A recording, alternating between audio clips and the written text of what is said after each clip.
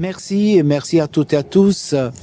Merci à Alma Lauréat, merci à Andrea Camelli pour d'avoir organisé une fois encore ces assises.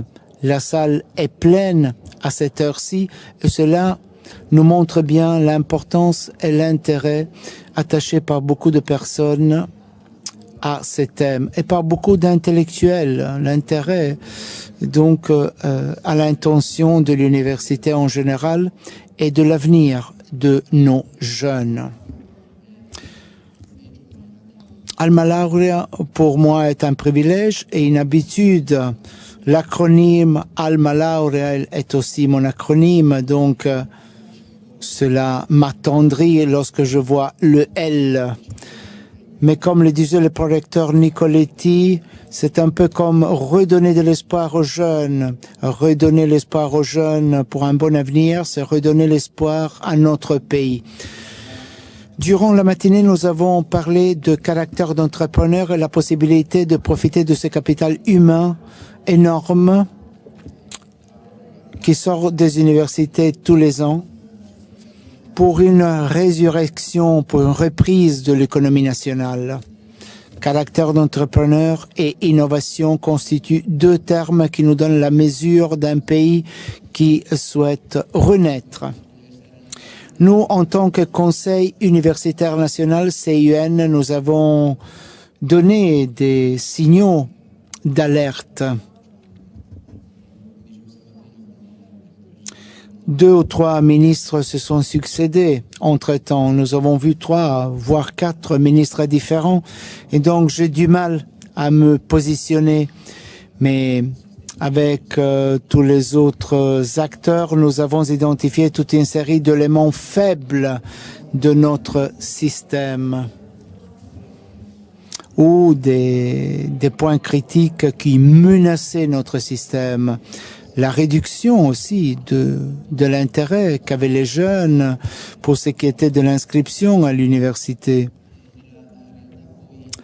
Ensuite, la réalité. Cette tendance se poursuit, mais nous voyons aussi une certaine reprise. J'ai un système de monitorage qui vient des universités. Tous les ans, ces mois-ci, nous voyons l'organisation des filières pour l'année suivante. Donc, nous avons une sorte de vision au préalable de ce qui va arriver à l'année suivante. Je parle bien des filières pour l'approbation et pour l'accréditation suivante jusqu'à la réalisation concrète.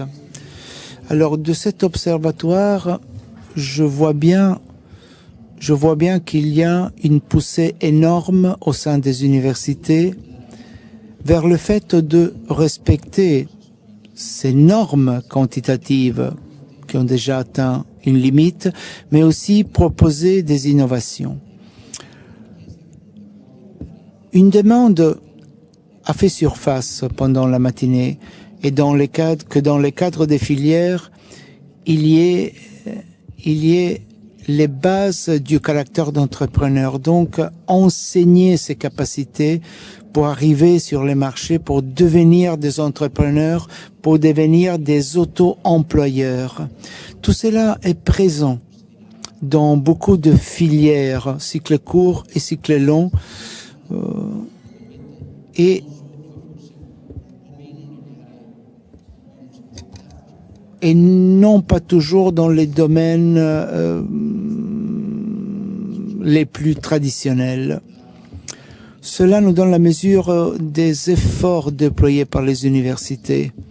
Donc les universités qui ont une énorme sensibilité et qui ne ménagent pas leurs efforts pour relever ce nouveau défi. C'est une sorte d'alliance entre université, territoire et entreprise.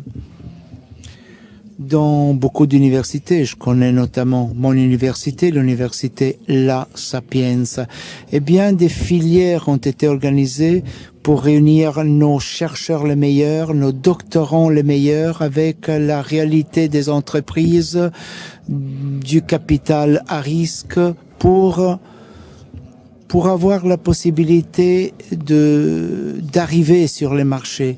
Immédiatement, pendant l'année, des entreprises de démarrage voient le jour, des brevets naissent, et tout cela nous dit que les choses bougent. L'université agit, l'université met en chantier les bonnes filières, et de l'autre côté, la qualité de nos jeunes l'emporte immédiatement. Tout cela a été dit pendant la matinée. Monsieur Riccaboni, le président de l'Université de Sienne, aussi président de la fondation CRUI, c'est monsieur Patricio Bianchi qui l'a dit.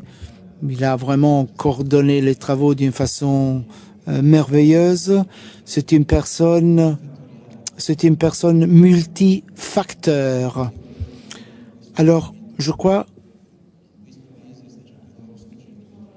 qu'il est grand temps de remettre en œuvre un pacte entre la politique, l'économie et l'université comme il s'était produit il y a des années, et ensuite on a égaré le chemin.